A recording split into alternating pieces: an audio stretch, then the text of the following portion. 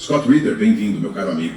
Da última vez que conversamos era sábado de manhã, a guerra havia acabado de começar e você nos deu sua visão do que havia acontecido e para onde aquilo caminhava. Acho que as coisas que me disse se confirmaram. Antes de mais nada, com uma operação de mudança de regime, nós falhamos. Quero dizer, o propósito todo disso era a mudança de regime. E, em vez disso, o que fizemos foi fortalecer o regime iraniano mais do que alguém poderia imaginar. Se o objetivo de matar Ali Khamenei era levar os iranianos às ruas, nós conseguimos. Milhões de iranianos estão nas ruas hoje de luto pela sua morte. Nunca houve tanto apoio no Irã ao governo iraniano.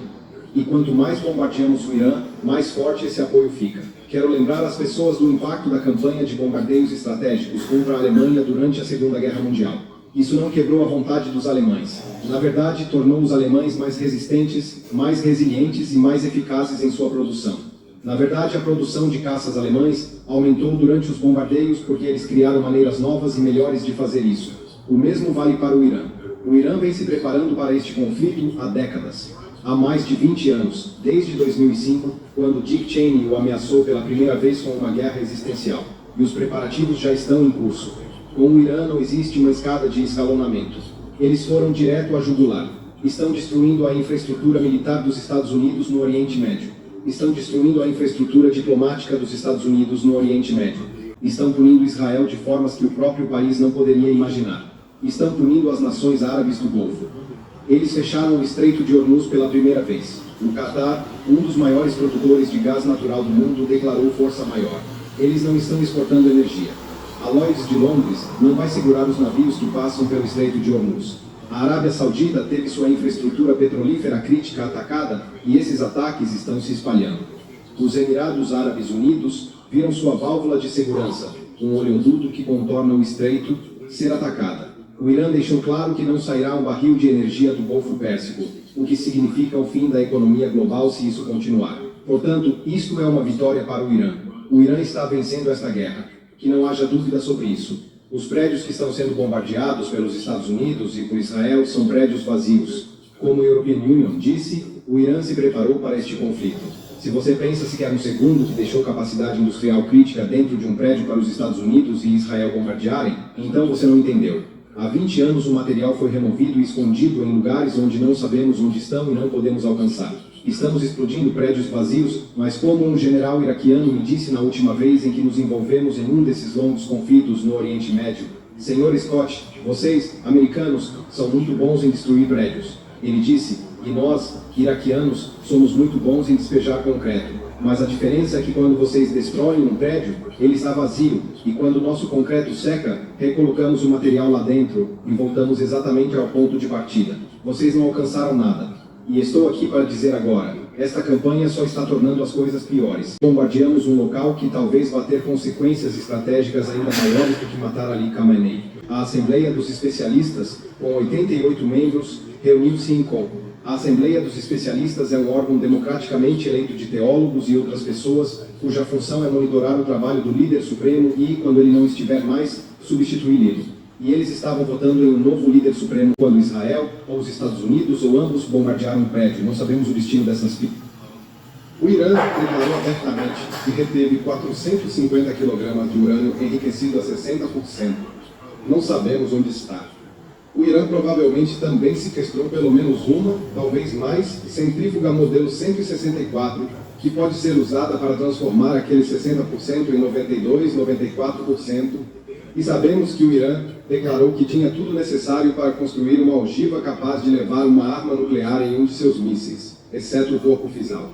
Se quisermos ter uma guerra nuclear com o Irã, estamos basicamente garantindo esse desfecho porque matamos o único homem que dizia não a uma arma nuclear, Ali Khamenei. Foi ele quem emitiu 2 fatwas dizendo que o Irã não buscaria isso sob nenhuma circunstância.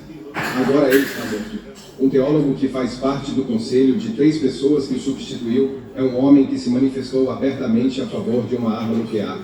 Ele poderia ter sido contido ou moderado pela Assembleia dos Especialistas, que poderia ter eleito um novo líder supremo alinhado ao pensamento de Ali Khamenei, mas eles foram mortos. Portanto, posso praticamente garantir que, quando reunirem novamente a Assembleia dos Especialistas, ela não terá inclinação a manter uma postura passiva em relação à guerra nuclear. Os principais teólogos haviam aconselhado Khamenei que, em condições existenciais, as fatuás poderiam ser revertidas, que não seria contra a jurisprudência islâmica construir uma arma nuclear se essa arma pudesse ser usada para deter forças que buscam destruir a República Islâmica. Essas forças estão em jogo hoje, manifestadas no atentado contra a Assembleia de Peritos. Qual é a situação dos americanos e dos israelenses? Ou seja, eles vieram dos Estados Unidos, que nós pagamos por isso. Os mísseis interceptores estão em falta.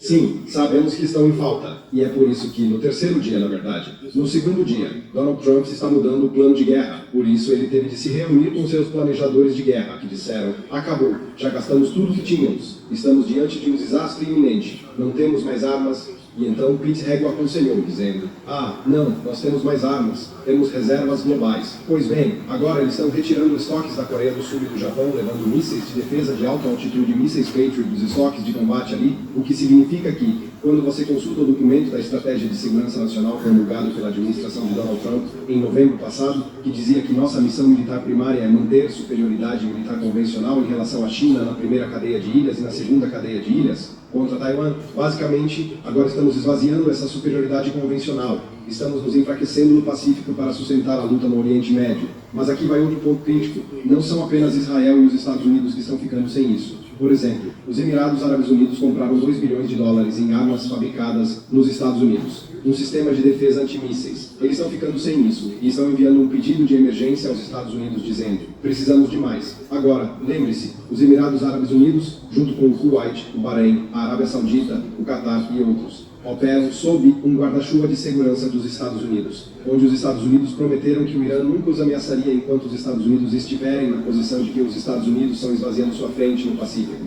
E para onde estão enviando esses mísseis? Não para os Estados Árabes do Golfo, mas para Israel. E isso é um insulto final, porque esses Estados Árabes do Golfo, que foram informados de que os Estados Unidos são seu verdadeiro amigo e aliado, estão conhecendo a realidade de que o único verdadeiro amigo e aliado que os Estados Unidos têm é Israel. Os Estados Unidos abandonarão todo o resto. E isso vai criar problemas políticos para o presidente no futuro. Cerca de 1 hora antes de começarmos nossa conversa aqui, Scott, o presidente foi perguntado na sala oval qual é o pior cenário possível. Ele demorou um pouco para responder, mas, no decorrer da resposta, ele fez comentários que revelaram sua compreensão de como a guerra está indo. Estou sorrindo, porque você imagina o que ele diria, mas gostaria de saber sua opinião sobre isso. Qual é o pior cenário que vocês planejaram para o Irã? Bem, não sei se existe um pior cenário. Nós, de fato, os vencemos militarmente, do ponto de vista das Forças Armadas. Eles ainda estão lançando alguns mísseis. Em algum momento nem vão conseguir fazer isso, porque estamos atingindo todas as suas plataformas de lançamento. Estamos atingindo todo o estoque de mísseis deles. Sabe, eles acumularam todos esses mísseis nos últimos anos. Eles tinham muitos, eles dispararam muitos deles e nós estamos derrubando muitos. Acho que o pior cenário seria fazermos isso e depois alguém assumir tão ruim quanto o anterior, certo? Isso pode acontecer. Não queremos que isso aconteça. Provavelmente seria o pior. Você passa por isso e, 5 anos depois, percebe que colocou alguém que não é melhor. Ter uma noção as hostilidades lá. Não, de novo, digo não. European Union não tem acesso às informações de inteligência. Sei que não devo ler os comentários, mas de vez em quando, European Union nos vejo pessoas repetindo propaganda israelense, dizendo que os israelenses reduziram o Irã às suas últimas 12 plataformas de lançamento. Conte o número de mísseis disparados do Irã e garanto que é mais que 12. Então, logo de cara, essa conta não fecha. Mas, sabe, quando a European Union estava na Guerra do Golfo, na Operação Tempestade no deserto, estávamos tentando impedir que o Iraque lançasse mísseis contra Israel e a Arábia Saudita. Avaliamos que o Iraque tinha 19 lançadores móveis. No fim da primeira semana e meia, havíamos destruído 64. Sim, ouviu bem, 64, o que significa que não estávamos destruindo lançadores móveis, porque, primeiro, os iraquianos continuaram a disparar grandes volumes de mísseis, indicando que não houve intervenção significativa. A névoa da guerra é absoluta. Sempre há militares que acreditam estar realizando mais do que realmente estão. E por razões políticas, tendem a produzir relatórios para agradar seus chefes políticos, não para dizer a verdade. Posso praticamente garantir que os iranianos têm muitos mais lançadores do que 12 e que nem sequer começamos a mexer nos seus estoques de mísseis. Podemos ter explodido alguns, seja porque os iranianos os colocaram como iscas para absorver a capacidade militar dos Estados Unidos, ou algo assim, mas o Irã continuará a disparar mísseis por muito mais tempo do que nós conseguiremos nos defender de mísseis. E outra coisa é a ignorância deste presidente. Ele tende a acreditar que podemos substituir o governo iraniano. Não podemos. O Irã é uma república constitucional funcional. Sei que os Estados Unidos não são, porque temos esse culto de personalidade narcisista no lugar, em vez de um presidente que respeite a Constituição. Temos um Congresso que tem se esquivado de sua responsabilidade sobre os poderes de guerra e uma Suprema Corte que foi zombada, menosprezada e ignorada por este presidente. Portanto, não funcionamos como uma nação que respeita freios e contrapesos, como exige o ensaio federalista número 51. Sabe, James Madison escreveu que o perigo de dar tanto poder ao presidente é que isso pode se tornar uma tirania, mas para evitar isso existem freios e contrapesos. Só que nós não temos mais esses freios e contrapesos. O Irã tem. O Irã funciona como uma república constitucional e continuará a funcionar. Então a ideia de nós escolhermos um substituto é absurda. O Irã escolherá o substituto. E o substituto escolhido pelo Irã será alguém que atue em defesa da República Islâmica. E isso é a derrota. Não haverá mudança de regime no Irã. Este presidente está simplesmente chapado. Ou nos sinos,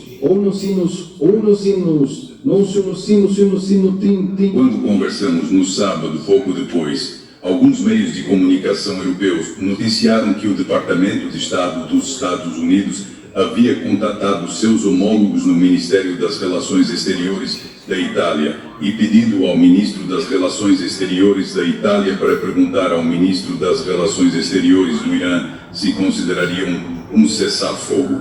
E a resposta foi não, um categórico não. Se isso for verdade, por que os Estados Unidos pediriam um cessar-fogo 24 horas depois de terem iniciado isto?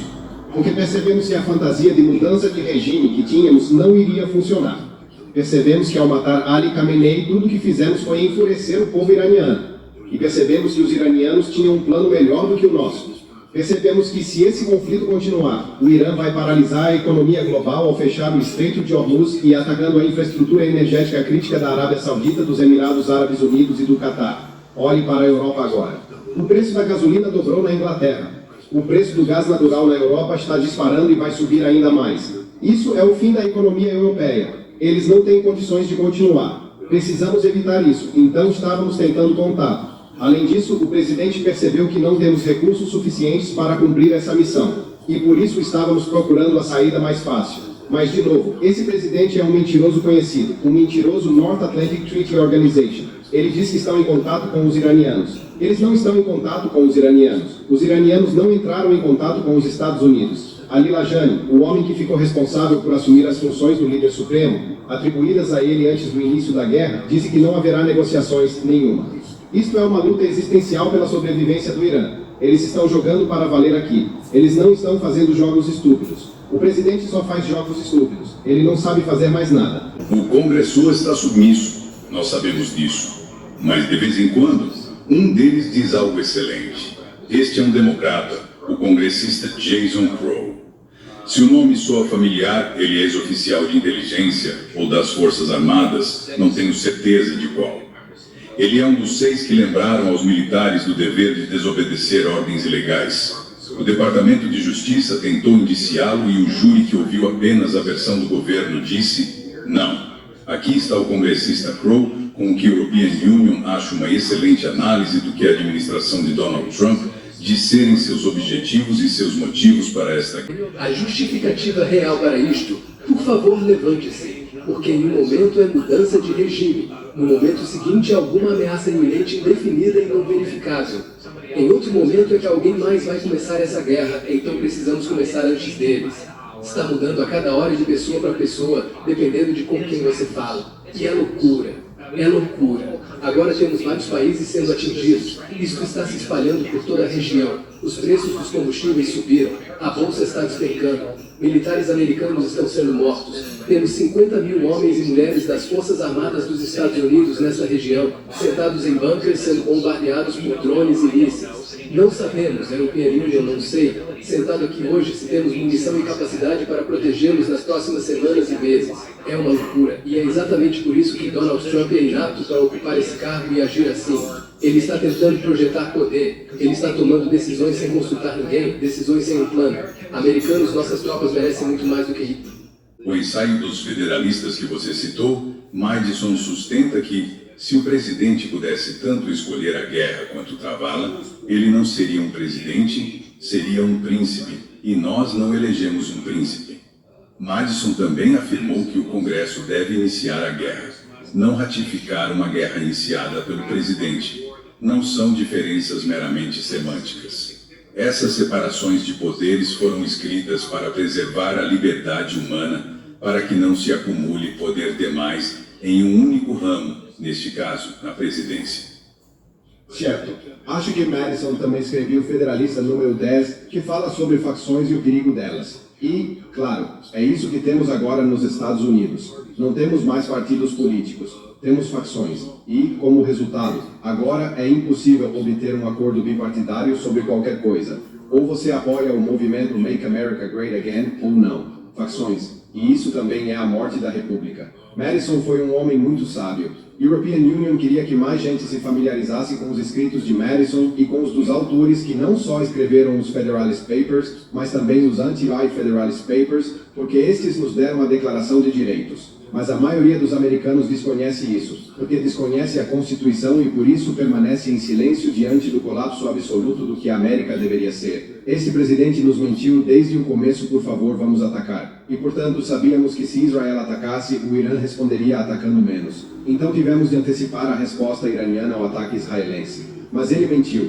porque a decisão por essa guerra foi tomada quando Benjamin Netanyahu veio aos Estados Unidos. Talvez se lembrem de que falávamos sobre uma possível divisão entre Israel e os Estados Unidos. E European Union disse, não existe divisão, os Estados Unidos e Israel pensam da mesma forma. O presidente concordou em executar este ataque contra o Irã. E a data foi marcada porque, como já disse, o fluxo logístico cria seu próprio impulso que não pode ser ignorado.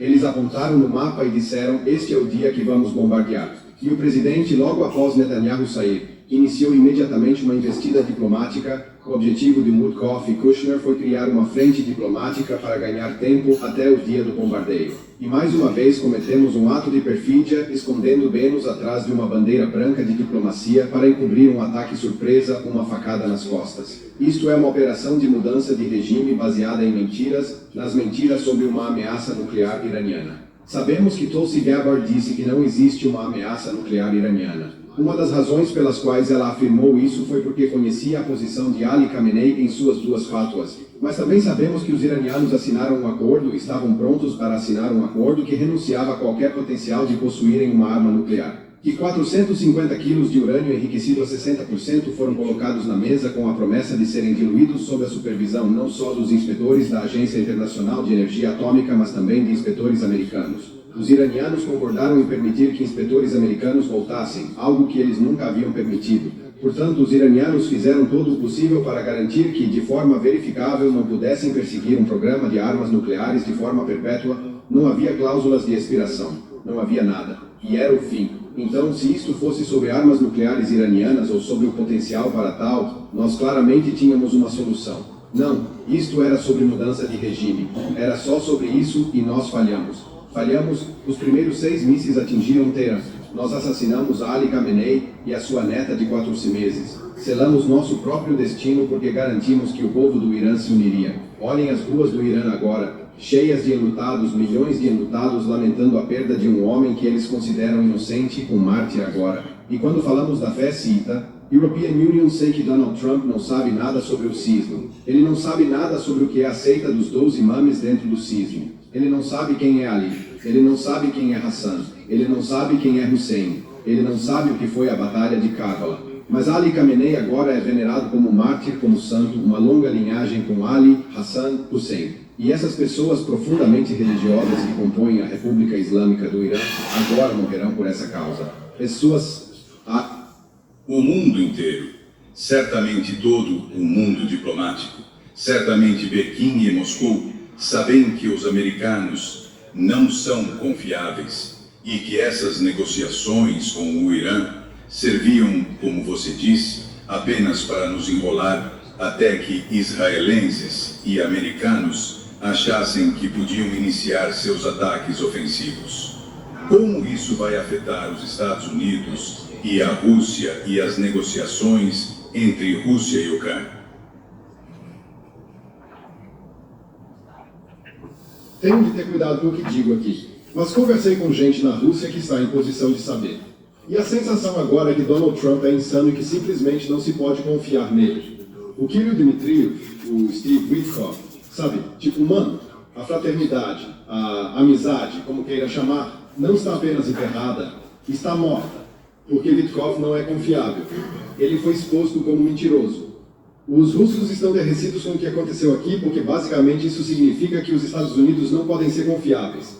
Que todos os piores receios, por exemplo, os russos têm tentado explicar o fato de que Donald Trump estava em uma ligação com Vladimir Putin, enquanto os ucranianos enviaram 91 drones dirigidos pela Agência Central de Inteligência para assassinar o presidente russo. Eles tentavam fingir que Trump não teve nada a ver com isso, que foi um erro, etc. Bem, não foi um erro. Agora sabem que Donald Trump é totalmente capaz de perfídia, de se esconder atrás do escudo da diplomacia enquanto tenta matá-lo. E ele tentou matar o presidente russo. Esta é uma realidade que está sendo aceita a contragosto. Você vê Sergei Lavrov começando a falar sobre isso em termos regionais, a noção do espírito do Alasca. Olha, European Union deveria ir à Rússia no fim do mês e tenho tentado organizar painéis para discutir, sabe, assuntos desse tipo. Disseram-me russos que eles estão hesitantes por causa da postura anti-Trump que European Union adotei. Desculpe, European Union não sou anti-Trump. Sou apenas a favor da Constituição. O fato de Trump ser tão contra a Constituição atrapalha tudo. Mas eles ficam muito receosos de trabalhar comigo porque acham que European Union de alguma forma prejudicaria o espírito do Alasca. Não acho que o espírito do Alasca exista mais. Acho que os russos acordaram. E não é só a Rússia. Donald Trump deveria se encontrar com Xi Jinping em abril. Como é que os chineses poderiam confiar nesse homem? Como alguém pode confiar nele? Como alguém pode confiar nos Estados Unidos? Perdemos toda a credibilidade, não temos nenhuma credibilidade, não se pode confiar em nós para nada. E isso é o que Donald Trump fez. Não chamem isso de síndrome de loucura do Trump. Vejo gente dizendo isso por aí, é absurdo. Sejam honestos, sejam objetivos. Esse é um homem insano que criou um culto de personalidade. Olhem para o banner que foi pendurado no Departamento de Justiça. E eles comparam isso com Harry Potter e as Relíquias da Morte, onde o ministro da magia coloca sua própria bandeira ao assumir de forma ditatorial. Odeio trazer filmes à tona e odeio mencionar Harry Potter, mas é o que mais ressoa porque acabei de ver com minha família. Mas isso é um culto à personalidade. Isso não é o que os Estados Unidos representam. Deveríamos ser o oposto disso. Mas é nisso que nos transformamos. Um culto à personalidade em que o que Donald Trump pensa é o que mais importa. É mais importante do que qualquer outra coisa. Há quem diga que este homem joga xadrez quadridimensional. Esse homem não consegue nem jogar damas. E agora deveríamos dar a ele a capacidade de manobrar tudo ao seu redor, manipular o mundo e esse tipo de coisa. Este homem é de fato o mais ignorante que já ocupou a Casa Branca. Ele não sabe nada sobre o mundo em que vivemos. Ele não entende nada de assuntos militares. Ele não entende nada de economia. Ele é moralmente fraco, comprometido e intelectualmente limitado, suscetível até ao menor sussurro em seu ouvido. E é isso que o torna muito perigoso, porque se cercou de aduladores e de pessoas mais leais ao Estado de Israel do que à Constituição dos Estados Unidos. E são essas pessoas que sussurram no ouvido dele. E, como resultado, nos encontramos numa armadilha mortal no Irã. Scott Ritter, muito obrigado, meu amigo.